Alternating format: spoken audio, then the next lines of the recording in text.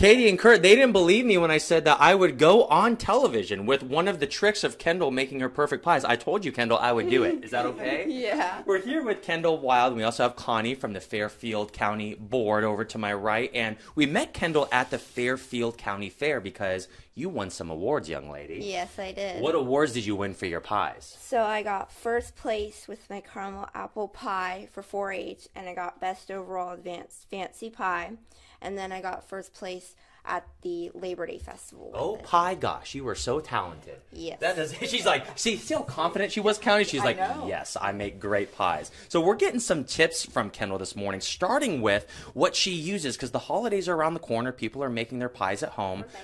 And for Thanksgiving and Christmas. What am I holding in my hand that you cut in half here? So it's a silicone circular thing, and what you do is you put your pie dough in it, and you would put it in, zip it up, and then roll it on top. Yeah, when it's inside. Yeah. Yeah, but that didn't work. It didn't work. So we cut it in half. So you have two basically if you need it. So if one's dirty and you need to roll a pie dough out, you can use the other one. So you'll roll it out. Okay. And then you'll roll it out into this circle.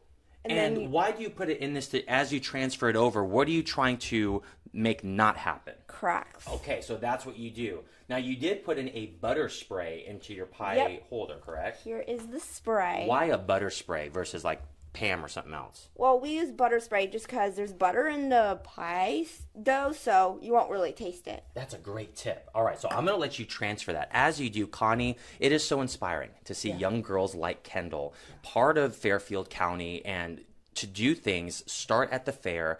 What's kind of the projection? Why is it so important for kids to get started at this age? Well, you were at the Fairfield County Fair with us. Yeah. So you were in the art hall with us, and you understood when we started to tell this story, there's a huge adult baking contest. Mm-hmm. There's a huge adult photography contest. There's lots of big adult contests in that art hall for folks. But when you know that a child like this is going to essentially age out of 4-H pie baking, then the next traditional step is let's get them into open class. Wow. As a part of the fair board. Let's do some youth baking contests. Let's add some things for youth. We just had a meeting this past Saturday. We're talking about doing some youth things in the horticulture department with Mark Sharp, maybe a youth contest for growing that tallest weed. Yeah.